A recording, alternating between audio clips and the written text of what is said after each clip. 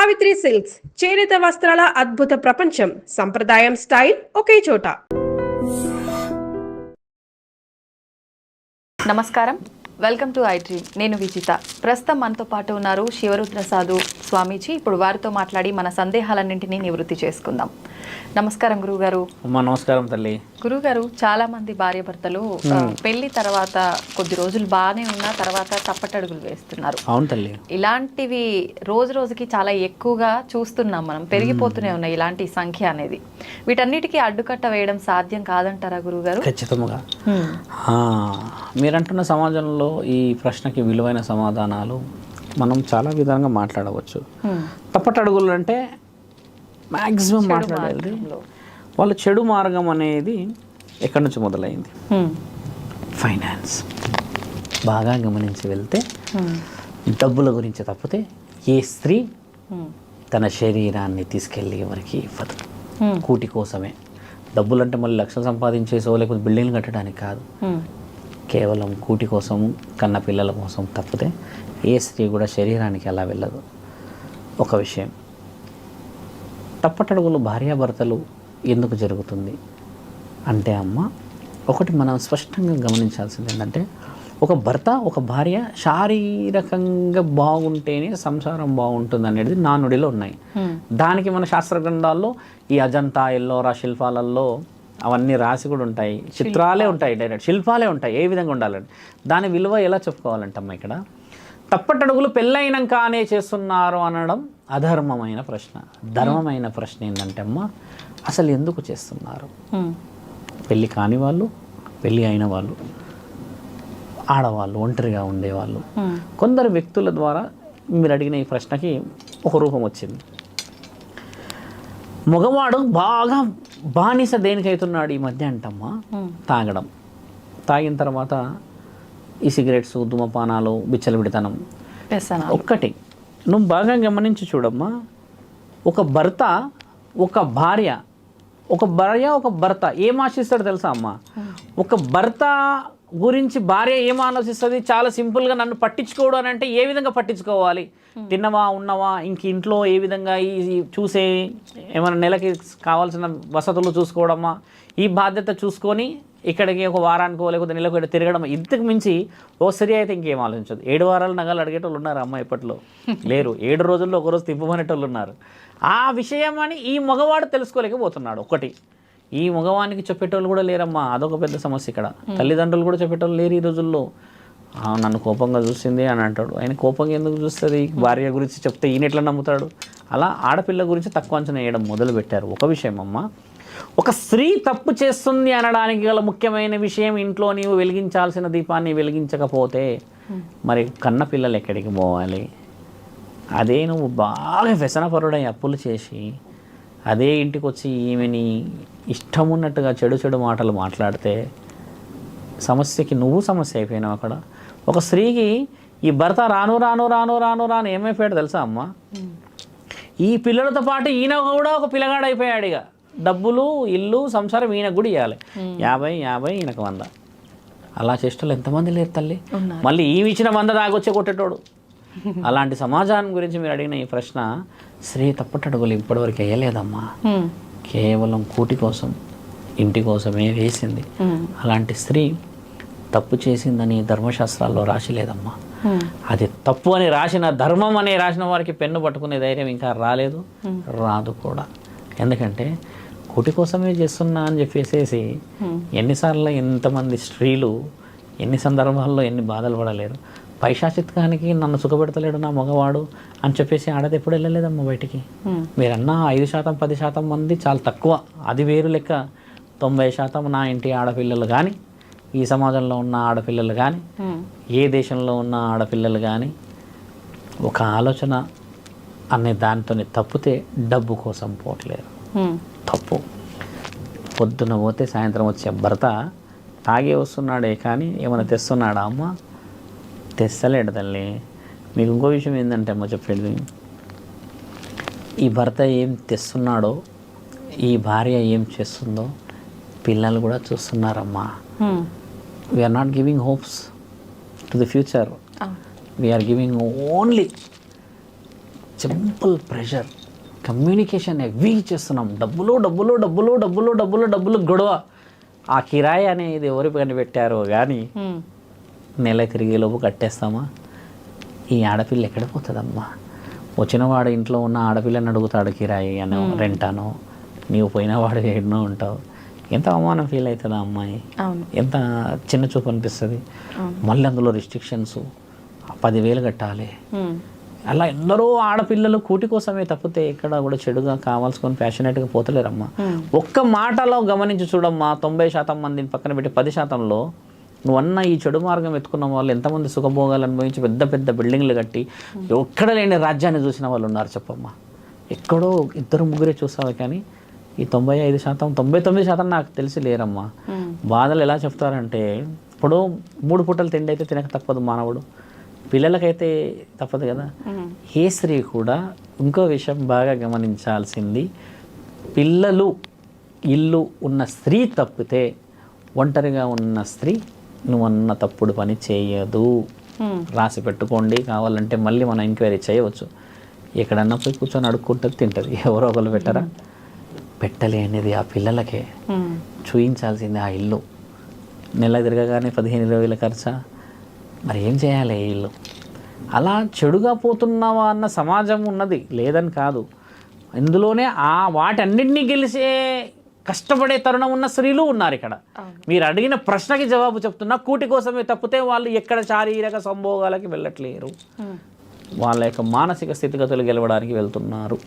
ఇంకోటి, ఇదే స్త్రీలు, ఇదే ఆడవాళ్ళు కష్టపడి కూడా సంపాదించి ఇల్లుడు కాపాడుతున్న వాళ్ళు 100ల్లో ఉన్నారు, లక్షల్లో ఉన్నారు, కోట్లల్లో ఉన్నారు మన దగ్గర. అలా కష్టపడే వాళ్ళు కూడా ఉన్నారు కదమ్మా. కాకపోతే ఏ కష్టం చేసినా సమాజంలో వచ్చే ఒకే ఒక్క మాట, ఆడపిల్ల పనికి ఊరికే పోతుందా అన్న ఈ వక్రీకరించిన బుద్ధి చాలా చెడ్డదమ్మా. కష్టపడిన ఆడదానికి నీవు తప్పు చేస్తున్నావు అని చెప్పి ఇంట్లో వాళ్ళే చెప్తున్నారు. నువ్వు బాగా గమనించు, ఇంట్లో వాళ్ళే చెప్తున్నారమ్మా. తప్పు చేసింది, తప్పు చేసింది, తప్పు చేసింది. ఏం తప్పు చేసిందయ్యా? నువ్వు 40,000 సంపాదించావు, ఈమె 40,000 సంపాదించి ఊర్లో నుంచి వచ్చిన అదే 40,000 జీతం తెచ్చింది కదా. పనికి పోవద్దంటే మరి నువ్వు 50,000 తెస్తే 60,000 తెస్తే పనికి ఎందుకు పోతుందమ్మా? పోదు కదా. నీ దగ్గర బలహీనత ఉండడం చేత ఆవిడ బలం ఏర్పడిందంటే దాన్ని ఊరంతా సమాజం అంతా చెడు చేస్తుంది. పచ్చ కామర్లోడికి లోకమంతా పచ్చదే. ఒక కామాంధుడికి చీరగట్టిన చెట్టు కూడా కామంతోనే కనబడుతుంది. ఆ సమాజంలో ఉన్నాం ఇక్కడ మనం. చూడగానే చెప్పు తీసుకొని కొట్టే రోజు వస్తే నువ్వన్న సమాజం పెళ్ళైనకి ఎందుకు మారుతురు కాదు, ఆడవాళ్ళు చాలా మారిపోయారు గురువు గారు అని అడగాలి మీరు. అది లేదమ్మా ఇక్కడ. బలహీనతలో అంటే ఇల్లు గెలవాలి మొదట. భర్త ముఖ్యమైన పాత్ర తల్లి ఇక్కడ. మగవాడు చాలా ముఖ్యమైన ఆడపిల్ల విషయంలో మగవాడు చాలా ముఖ్యమైన పాత్ర. అడుగు బయట పెట్టని అని నేను చూసుకుంటా, నువ్వు ఏలైనా కానీ రాళ్ళు కొట్టొస్తా, కూలీ చేసి వస్తానంటే ఆ ఆడపిల్ల ఇల్లు ఎంత స్వర్గం కాదమ్మా. అలా లేదు ఇక్కడ. మీ నాన్నిచ్చాడా, మీ అయ్యి ఇచ్చాడా, ఎన్ని గొడవలు కావు తల్లి. కట్నం గురించి ఎవరి కట్నం గురించి ఎవరు ఆశపడాలమ్మా? మనం కష్టపడే దాని మీద మనకు హక్కు లేని సమాజంలో ఎవరో తల్లిదండ్రి ఎన్ని చెవటలు కార్చుండొచ్చు. దాని మీద ఆశపడి నువ్వు కాళ్ళ మీద కాలేసుకొని తింటూ ఉంటే అన్నం అరుగుతుంది, కానీ ఇక్కడ ఉన్న మైండ్ తిరుగుతుందా తల్లి? అది తిరిగిన రోజు నువ్వు మొగాడివి అవుతావు. అది తిరుగుతున్నప్పుడు నీ ఇల్లు సంసారం అవుతుంది. అది తెలుసుకోనన్ని రోజులు నీవన్న కూటి కోసం మనమన్న ఈ సమాజం పరిగెడుతూనే ఉంటుందమ్మా. దాన్ని ఆపాలి అని అంటే తరాలు మారాలి, పరమాత్ముడు రావాలి. ఎన్ని మరణాలు అయితే లేవు, అయినా మారుతున్నామా? తినే తిండి ఏమో అట్టిపండు తినకూడదు చనిపోయాడంట. అట్టిపండే ఇన్ని చేస్తున్నా మారతలేమంటే ఎన్ని హింట్లు ఇస్తున్నాడు దేవుడు. మంచితనం రావాలమ్మా, మార్పు మొదలవ్వాలి, మార్పు రావాలి, సమాజం బాగుపడాలి, ఆడపిల్లలు కాపాడబడాలి. పాపం ఏడుస్తూ ఉంటే బాధ అవుతుంది. ఆడపిల్లలు వచ్చి ఇలా ఉంది అలా ఉంది, ఏం చేస్తున్నాడు, ఏం చేస్తలేడు, తాగొస్తాడు స్వామి, ఓ ఆయన అలా ఉంటాడు. ఎందుకమ్మా మరి చూసేటప్పుడు పెళ్లి చేసుకోలేమంటే ఆయనకి నేను పెళ్లి చేసుకునేప్పుడు పెద్ద ఉద్యోగం ఉండే స్వామి అంటారు. మళ్ళీ ఈవిడ మీద దరిద్రం పెడతారు. నేను అడుగు పెట్టగానే అంటే వీళ్ళు నాశనం అయిందట, 7 వారాల రాజు అయినా అన్నట్టు చెప్తారు. అబద్ధం అలా చెప్పకూడదు. నీలో ఉన్న ఆ బలహీనతని అవతల వ్యక్తి మీద కష్టపడితే రాదా తల్లి? ఆడ నించొని నువ్వు రోడ్డు పైన నించొని ఏది చిన్న వ్యాపారం పెట్టినా నడవదా అమ్మా? ఎలాంటిది వెంకటేశ్వర స్వామికే తప్పలేదు అప్పు అడుక్కోవడం. మానవులం మనం ఎంత సాధించే కొండెక్కలేడా నా తండ్రి, ఈరోజు కడతలేమా కోట్లు వెళ్ళి వెంకటేశ్వర స్వామికి. భగవంతులకే తప్పలేదు తల్లి, మన మానవులం ఎంత కష్టపడకపోతే వస్తుందా. నిన్ను నమ్మిన స్త్రీని బాగుపడచకపోయినా పర్లేదు, బాగా చూసుకుంటే చాలు. ఇక్కడ బొట్టు పెట్టి ఊరంతా చూపించుకుంటుంది నా పరమాత్ముడు నా మొగుడు అని. ఆ బొట్టుని చెరిపేసే ధైర్యం ఎలా ఉంటుందమ్మా? చెరపకూడదు. అది సుఖభోగాలు సౌభాగ్యం ఇవన్నీ పరమాత్ముడు రాశాడు. ఆడపిల్లని నోట్లో బట్టలు పెట్టేసి కుక్కేసి కొట్టి చంపుతున్న సమాజంలో ఉన్న మనము ఒక్క ఈ రక్తపు మాంసం ముద్దకు బాధ కాదా అమ్మా? ఎక్కడి నుంచి ఉంది సమాజం? మగవాడి పొరపాటు చాలా చాలా చాలా వక్రీకరించి వెళ్ళాలి ఇందులో. గురుగారు, ఇంట్లో ఎవరైనా చనిపోయినప్పుడు మహిళలు ఆ ఇంట్లో ఎటువంటి కార్యక్రమాలు చేయాల్సి ఉంటుంది? చాలా బలమైన ప్రశ్న మీరు అడిగారు. మీరు ముఖ్యంగా తెలుసుకోవాల్సింది ఏంటంటే అమ్మా, ఒక ఫంక్షన్కి వెళ్ళామనుకుందాం, ఇంకేదైనా ఒక మంచి కార్యక్రమమే, ఒక స్త్రీ ఏడుస్తుంది, పురుషుడు ఏడుస్తాడు, కాకపోతే కనబడాడు పురుషుడు బయటికి. ఒక స్త్రీ మీ స్నేహితురాలే అనుకుందాం, మీరు అడిగిన విలువైన ప్రశ్నకి. మా ఇంట్లో ఎవరైనా చనిపోయారు అని మీరు ఫోన్ చేసి చెప్పారే అనుకుండండి, చెప్పినప్పుడు వస్తారు. ఒక స్త్రీ యొక్క విలువ చెప్తున్నాం. కొడుకులు, 4 కొడుకుల్లో ఒకే ఆడబిడ్డ అనుకుందాం. ఓకే, ఆ ఒక్క ఆడబిడ్డ అమ్మ, నువ్వు అడిగిన ప్రశ్న చాలా విలువైంది. ఏడుస్తే ఊరంతా ఏడుస్తుంది తల్లి. బాగా గమనించను ఈ ప్రశ్న. 4 మగవాళ్ళు ఉన్న ఇంట్లో కోడలు కూడా ఉంటుంది. వాళ్ళు వచ్చి ఏడ్చిన ఏడుపు చాలా తక్కువ కావచ్చు, కానీ ఆ బిడ్డ ఏడుపు మొత్తం ఊరు ఏడుస్తుంది తల్లి. అందుకే ఆ ఏడుపుతోని ఆ ఇంట్లో చనిపోయిన ఆ వ్యక్తి పరమాత్ముడిని చేరలేడేమో అని ఏడిపియ్యరు, చాలామంది ఆపుతారు. ఎందుకంటే ఆ ప్రేమకి శాసన గ్రంథాల్లో చోటు దొరకలేదు ఇంతవరకు. ఒక స్త్రీ ఏడుపుని ఆపేది దొరకలేదు తల్లి, ఆపలేం మనం. సాక్షాత్తు నా తండ్రి పరమేశ్వరుడు కూడా వాళ్ళ బిడ్డ ఏడ్చిందంటే కదలగలడా, పోగలడా? పార్వతీమాత అయినా తీసుకుందాం, భార్య అయినా సరే, ఏడుపు ఒక స్త్రీ గురించి చెప్తున్నాం, కదలగలడా తల్లి? వెళ్ళలేడు. అలాంటిది శ్మశాన వాటికకు వచ్చి లేదా ఆ కార్యక్రమంలో ఏడిపి ఆ రోదన మహా ముక్కంటికి కూడా చెవులని మూసుకునే తరుణం అది. ఆ ఏడుపుకున్న విలువ అది. విలువ ఎలా ఉంది చూసావా అమ్మ? ఒక ఫంక్షన్ తీసుకుందాం, ఒక బిడ్డ పెద్ద మనిషి అయిందో లేకపోతే ఇంకే కార్యక్రమం చేస్తే మేనత్తులు వచ్చి ఏడిస్తే అందరు ఏడుస్తారు. అదే మగవాడు 4 ఆటలు పోయాలో మందు తేవాలని తిరుగుతుంటాడు. అంటే తరుణం చూడండి అక్కడ. శాస్త్ర గ్రంథాల్లో వీటికి చోటు ఇంకా దొరకలేదమ్మా. నువ్వు పెకిలించి నేను శివరుద్రని, బహుశా పరమాత్ముడు ఇంకో 25-30 ఇచ్చించవచ్చు, మళ్ళీ అడగవచ్చు నన్ను. ఒక స్త్రీ ఏడుపుకి శాసన గ్రంథాల్లో చోటు రాలేదు ఇంతవరకు, రాదు కూడా. వస్తే నా తండ్రి పరమాత్ముడు ఇలా ఎందుకు కూర్చుంటాడు? హ్యాపీగా తిరుగుతూ ఉంటాడు కదా. ఒక స్త్రీ రోదననే శివుడు 3 కన్నులు ఇంతవరకు తెరవకపోవడానికి గల కారణం, ఒక స్త్రీ వల్లే భూమండలం రక్షించబడింది. ఒక స్త్రీ వల్లే భూమండలం ఇప్పటికీ అన్ని చెడులు జరుగుతున్నా ఎక్కడో మంచి కనబడుతుందంటే ఒక స్త్రీ కాపాడుతున్నదే ధర్మం. భర్తకి బాగలేదంటే ఏడిచే ఆ ఏడుపు ఒక భార్య ఎంత గుండెలను కదిలిస్తుంది. వైద్యుడు కూడా కళ్ళల్లో నీళ్ళు తీసుకొని వెళ్ళిపోతాడు ఎక్కడన్నా స్థితిగతులు వస్తే. రోడ్డు మీద పడ్డప్పుడు ఏదైనా ఏడుస్తే పక్కలో ఉన్న వాళ్ళు బాధపడిపోతారు. ఆ ఏడుపుకి చాలా విలువ ఉందమ్మా. ఒక స్త్రీని ఆ ఏడుపు ద్వారా దాటలేమేమో, శ్మశానం దాకా తీసుకుపోయి ఆ యొక్క విలువని అంత పరిపూర్ణతగా ఇవ్వకపోవచ్చేమో అన్న ఆలోచనతో మీ నాన్నల నాన్నలు, మా తాతలు, ముత్తాతలు అంతా ఏం చేశారంటే, కొంచెం వీరిని ఈ యొక్క వివరణకి దూరంగా పెడదాం, ఇంటి దగ్గర ఏడ్చుకోండి. ఒక సినిమాలో డైలాగ్ ఉంది, మీరు ఏడుసుకోరమ్మా అంటాడు ఏదో సంతకాలు పెట్టించుకున్నాక. అలా ఉంటుంది, ఇంటి దగ్గరనే ఏడవాలి. బయటికి పోయి ఏడిస్తే ఊరంతా ఆయన పోలేడు. తండ్రి వేదన, తల్లి వేదన. ఇంట్లో ఏ ముసలోడు చనిపోయినా, మన తాత ముత్తాత అయితే ఒకప్పుడు వయసోడే కదా, ఇప్పుడు నువ్వు ముసలోడు అంటున్నావు, ఒకప్పుడు వయసోడే కదా తల్లి. అలాంటి వాళ్ళ ఏడుపుని ఆడపిల్లల్లో చేత జరిగితే పరమాత్ముడు కూడా మెచ్చాడు, తీసుకెళ్ళలేడు ఆయన. సావు అనేది ఎలా వెళ్తారు తెలుసా అమ్మ? మన హిందూ సంప్రదాయంలో పట్టు వస్త్రాలతో, ఇక్కడ వెండి బిళ్ళలు పెడతారు, ఇంకేదైనా కడతారు, పట్టు వస్త్రాలు ఇస్తారు, ఇంకేదో అలంకరించేసి ఎందుకు తీసుకెళ్తారంటే ఆయన వెళ్తుంది శివుడి దగ్గరికని అలంకరణ. అందుకే మన శాసన గ్రంథాల్లో కళల్లో చావు వస్తే చాలా చాలా శుభ సూచకం అంటారు. ఎందుకంటే శివుడి దగ్గరికి వెళ్తుండ ఆయన, అలంకరించుకొని శివుడి దగ్గరికి వెళ్తున్నాడని మంచిది. అలా ఉండే ఆ తరుణమే ఈ యొక్క నువ్వన్న చావు, ఏడుపులు, శ్మశానం తర్వాత ఆ వైకుంఠధామం అనే విషయ వివరణలో స్త్రీని రానియదు. ఏడుపు కోసమే రానియరు. బాగా గుర్తుపెట్టుకోండి. ఒక స్త్రీ తత్వం, ఒక మనిషిని కదిలించే తత్వం ఈ రోజుల్లో లేకపోవచ్చేమో నువ్వు అన్నట్టు ఏడుపులు అలాంటివి, కానీ స్త్రీ మాత్రం ఏడుస్తుంది. నువ్వు ఏ లోకంలో తీసుకో అమ్మా, పాలస్తీనాలు ఎంతమంది చనిపోయారా, ఇక్కడ మొబైల్లో చూసి ఏడ్చిన వాళ్ళు ఎంతమంది లేరు. అందులో చూడండి, ఆ వీడియోస్ కూడా వచ్చాయి. మళ్ళీ ఇక్కడ ఎక్కడో పాలస్తీనా మనం కన్నామా, మన మన మన మన చరిత్ర కాదుగా. మరి ఎందుకు? ఒక స్త్రీకి ఉన్న ఆ యొక్క నరం ఎంతటి బలమైందంటే అమ్మా, ఒక్కసారి వదిలితే ఆ బాణం ఏ లోకాన్నైనా మార్చచ్చు.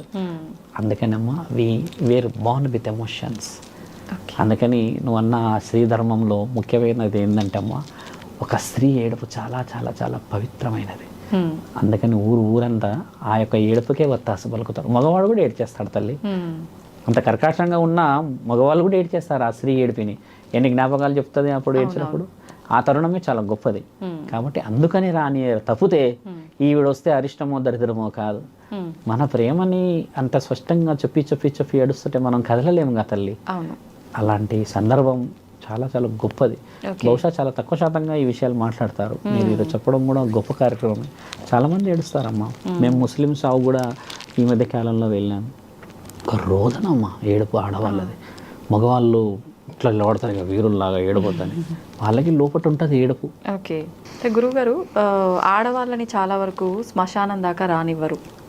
ఇది ఇప్పుడు మీరు చెప్పిందే రీజనా? అదే రీజన్. మరి చాలా మంది ఈ మధ్య కాలంలో కొడుకులు లేని వాళ్ళు ఆడవాళ్ళే తలగురువి పెడుతున్నారు, వాళ్ళ కూతుర్లు. అలా కూడా చెప్పొచ్చు. అలా పెట్టొచ్చు. తలగురువికి శ్మశాన వాటికి సంబంధం లేదు. ఇక అది ఆడవాళ్ళు తలగురువి పెట్టండి తప్పేం లేదు. తప్పేం లేదు. ఇప్పుడు చూడమ్మా, చాలా సందర్భాలు మనం ఇంకోటి గమనించి ఏం చూస్తామంటే, ఆడపిల్లలు 2 ఉంటారు 3 ఉంటారు ఇంట్లో కొరివి పెట్టడానికి. కానీ అంటే తల కొరివి అంటాం మనము. అయితే ఈ తల కొరివి పెట్టేది ఏంటంటే అమ్మ, కొడుకులే ఎక్కువ శాతంగా. రుణ బాధ్యతలు ఉంటేనే పరమాత్ముడు కొడుకునిస్తాడు తల్లి. ఇది చాలా ముఖ్యంగా తెలుసుకోవాలి. తల కొరివి కొడుకు పెట్టడానికి గల ముఖ్యమైన కారణం రుణ బాధ్యతలు. భగవంతుడికి సంబంధించిన కార్యక్రమాల్లో నీ చేత గుడి కట్టించబడి ఒక సమాజాన్ని బాగుపరచాలని ఒకటి, లేదా తీరని నష్టం జరిగిన ఆ వంశాన్ని కాపాడడానికి నీ వల్ల జరిగిన పొరపాటు వల్ల నీవు మళ్ళీ పుట్టాలని, లేకపోతే ఇంకేదైనా బలమైన కార్యక్రమాలు అవి దైవాంశ సంబోధుల చేత ఇచ్చిన ఒక మహత్కరమైన సంఘటనలకు మాత్రమే కొడుకులు పుడతారు అనేది నానుడిలో ఉంది. ఒక ఆడపిల్లలు లేని తండ్రికి మరి నరకం పుణ్యం మళ్ళీ పునర్జన్మ ఉండదా గురువు గారు అనవచ్చు మీరు. అలా ఉండదు. ఆ ఆడపిల్లల్ని కన్నా ఆ రాజు మహారాజు కాబట్టి ఆయనకి పుణ్యంతో సంబంధం ఉండదు. మరో జన్మ మళ్ళీ వాళ్ళనే కనడానికి పుడతాడు. ఎవరైతే కొడుకులను కని ఎవరైతే తండ్రి ఉంటాడో వీళ్ళ చేత బాధ్యతల కోసం ఉంటాడు. మేమే ఉన్నాము.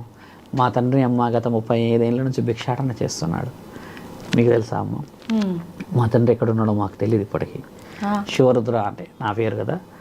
మా నాన్న ఎక్కడున్నాడో నాకు తెలియదమ్మా. భిక్షాటనే చేస్తూ ఉన్నాడు. మా అమ్మ పుట్టినప్పుడు నా పేరు నరేష్ అని పెట్టుకొని, తర్వాత శివభక్తుడు వీడు కాకూడదు, వీడి జాతకంలో శివుడి పేరు వచ్చింది అని పెట్టలేదు. కోపంగా పెట్టొద్దు అని అందరూ వారించేసి పెట్టనీయలేరు. గత 13 సంవత్సరాల నుంచి నేను ఇలానే జరుగుతున్నా. ఇప్పుడు మా అమ్మ సందర్భం వచ్చినప్పుడల్లా ఏడుస్తుంది. శివుడి పేరే పెట్టనీయవాడు, శివుడే సర్వం అనే త్రిశూలం పట్టుకొని తిరుగుతుండని ఏడుస్తుంటుంది. ఎప్పుడు ఏడుస్తూనే ఉంటుంది. మా నాన్న ఎక్కడ ఉన్నాడో మాకు తెలియదు, కానీ మా నాన్న రుణం తీర్చుకున్న బాధ్యత నాకున్నది. భిక్షాటనకి వెళ్ళాడు మా నాన్న. 1-2 సార్లు కనబడ్డాడు నాకు. భిక్షాటనకి వెళ్ళాడు, నన్ను కలవలేడు. నా పెద్ద కొడుకు పుట్టినప్పుడు కనబడ్డాడు నాకు, అది కూడా నాకు కనబడలేడు. మా నాన్న ఇలా వచ్చి వెళ్ళాడు, 3వ రోజు పుట్టిండు వీడు. మా అక్క చెప్పింది, నాన్న వచ్చిండు, నేను వెళ్ళిపోయాడు. తర్వాత పరమాత్ముడితో మాట్లాడి ఎన్నో సందర్భాలు ఆ రహస్యాన్ని కళ్ళల్లో పెట్టి చూసి పుట్టిన ఈ జన్మ రహస్యం ఏంది అని వెనక్కి వెళ్ళి చూస్తే రుణంలో ఉన్నారు. మేము రుణంలో ఉన్నాం. నాకు 2 కొడుకులు, ఇద్దరం రుణంలో ఉన్నందుకు పుట్టించాడు. నా తండ్రి నన్ను వదిలిపెట్టి వెళ్ళాడంటే ఏ పెద్ద బాధ్యతని నా మీద పడనీయకుండా తీసుకొని వెళ్ళిపోయాడు భిక్షాటనకి. మా అమ్మ ఇప్పటికీ గర్వంగానే చెప్తుంది, మీ నాన్న లేకుండా మిమ్మల్ని పెంచాము అని. అంటే దాని ఉద్దేశం ఏంటంటే అమ్మ, పరమాత్ముడు మమ్మల్ని పెంచాడు. అక్కడ ఏంటంటే రుణంలో మేము ఉండిపోయాం. మా నాన్న భిక్షాటన చేసుకున్నాడు. స్త్రీకి ఎప్పుడు కూడా ఇక్కడ అది లేదు. నాకు కూడా స్త్రీ పైన వ్యామోహం ఉండదమ్మా. అమ్మ అనే మాట్లాడతా, తల్లి అని మాట్లాడతా, ఎవరితో మాట్లాడిన. అంతకు మించి నేను ఇంతవరకు ఒక స్త్రీని పేరు పెట్టి పిలవలే అమ్మ. నేను నా అర్ధాంగితో తప్పితే ఎవరితో కూడా ఒక సన్నిహిత్యం ఉన్న సంఘటన పెకిలిచ్చి చూసినా లేదమ్మా. నేను ఎప్పుడు అలా మాట్లాడా. అది ఎన్నో వచ్చింది అని అంటే అమ్మా, మా నాన్న వెళ్ళిపోయాడు కదా, ఆ తరుణం రుణం. అదే ఇప్పుడు నాకు విషయ వివరణలకు వెళ్ళేసి మా నాన్న అలా వెళ్ళడే ఇలా అని అనుకోని చెడు కూడా చెప్పవచ్చు. ఈ తరుణం రుణ బాధ్యతలు అలా ఉంటాయి తల్లి. ఆడపిల్లలు పుట్టిన తండ్రి మహారాజే, బాగా గుర్తుపెట్టుకో. ఆయనకి మహారాజుకి మళ్ళీ అదే రాజ్యంలో పుట్టాల్సిన అవసరం లేదు, అడవిలో ఉన్న మహారాజే తల్లి. కాబట్టి ఏంటంటే రుణ బాధ్యతలు చాలా ముఖ్యమైనవి. ఈ సందర్భం వచ్చినందుకు మా నాన్నని నాకు తెలిసి సుమారు ఎన్నో రోజులే గుర్తు చేసుకోక తరుణం మారింది, నేను తండ్రి అయిపోయా. కాబట్టి విషయ వివరణ డీప్గా పోతే ఈరోజు మా నాన్న గుర్తుకొచ్చాడు. కాబట్టి ఏంటంటే ఆయన ఒక కార్యక్రమంలో వెళ్ళాడు, అందుకని వాళ్ళ నాన్న ఏ బాధ్యతతో ఆయన అన్నాడు, రుణం అనేది ఉండిపోయింది. శివరుద్ర అన్న పేరు అంత సులభంగా సంపాదించేది కాదమ్మా. కాళ్ళకి చెప్పులు లేకుండా ఎన్ని ముళ్ళులు గుచ్చుకొని ఎన్ని జ్ఞానాలు సంపాదించి దానికి ఎన్ని గుడిల చుట్టూ కూడి ఉండొచ్చు. గుడిల దగ్గర భిక్షాటన కూర్చుంటే ఒక భిక్షాటకుడు లాగే చూస్తుంది సమాజమే, కానీ ఒక సాధువులాగా చూడదు తల్లి. విద్య అనేది చెప్పుతేనే తెలుస్తుంది. ఎన్ని విద్యలు సంపాదించి నువ్వు ఇలా కూర్చుంటే మర్రి చెట్టు కింద తెలుస్తుందా? శాసన గ్రంథాల్లో నాలుకకున్న శక్తి ఏ శక్తికి రాదమ్మా అంటాం. పరమాత్ముడు కూడా గ్రంథాలు రాశాడు శివుడు. మీకు తెలుసా అమ్మ, శివుడి గ్రంథాలు చదివి మానవుడు పుట్టలేడు. ఇంకా శివుడు కూడా గ్రంథాలు రాశాడు. మన దగ్గర శివపురాణంలో రాసింది. అందరు గ్రంథాలు చదివాం కానీ శివుడు గ్రంథాలు చదవలేదు ఇంతవరకు మనం. పొతులూరి వీరబ్రహ్మేంద్ర స్వామి మాత్రమే చదివాడు, ఆయన కొన్ని రాశాడు. అలాగా కొడుకులు ఉన్న కుటుంబం అంతా రుణంలో ఉన్నది తల్లి. అందుకని ఆడపిల్లలు పుట్టిన ఆ తండ్రి మహారాజు, ఆ తల్లి నిజంగా మహారాణి. వచ్చే జన్మలో కూడా పండంటి జీవితాలు చూస్తారు వాళ్ళు. ఈ జన్మే కాదమ్మా కష్టం, వచ్చే జన్మ సుఖం. ఈ జన్మలో కష్టపడింది సుఖపడింది, వచ్చే జన్మలో నీకు మంచి చెడు ఎలా తెలుస్తాయి? కోమలత్వం. ఏ స్త్రీకి వంట నేర్పారు, బాగా గుర్తుపెట్టుకుంటు నేర్పిస్తారా? ఆవిడ ట్రై చేస్తుంది, ఇక ట్రై చేసి ఒక రోజు తెస్తుంది హైదరాబాద్ దమ్ బిర్యానీ. మగవాడు చేయలేడు, వాడు జీవితాలతో ట్రై చేయాలి. శాసన గ్రంథాల్లో ఆడపిల్లలకు ఉన్న విలువ చాలా ముఖ్యమైనది తల్లి. అందుకని మీరు అన్నది ఆడమగ అనేది చావు శ్మశాన వాటిక వరకు ఆడపిల్ల వచ్చింది అని అంటే చాలా తక్కువ సందర్భం. ఒక రుణం పరమాత్ముడు కంప్లీట్ చేసిండని అర్థం. అక్కడికి ఇక్కడ రుణం పెట్టిండు కొడుకు విషయంలో, అక్కడ ఆపేసాడు రుణం. ఆడపిల్ల రోదన అనకూడదు, ఆడపిల్ల ప్రేమ. ఏడుపులోనే ఏడుస్తారు ఆడపిల్లలు, కానీ ఎవరన్నా మగవాడిని పొడుచుకుంటూ ఏడిచిన ఆడపిల్లని చూసారా? పొడుస్తున్నా ఏడుస్తారు వాళ్ళు. ఎందుకు? నువ్వు అంటే నాకు ఇష్టం కదా, నువ్వు ఏమైనా చేసినా భరిస్తాం కదా, చంపేయి అంటారు, ఏడ్చుకుంటూనే అంటారు. అది కూడా ప్రేమనే. ఇంకోటి ఇక్కడ ఏంటంటే అట్లాంటి వాళ్ళని చంపేస్తారు కూడా మనోళ్ళు, మహాపురుషులు. ధర్మో రక్షతి రక్షత. ధన్యవాదాలు గురువు. ధన్యవాదాలమ్మా.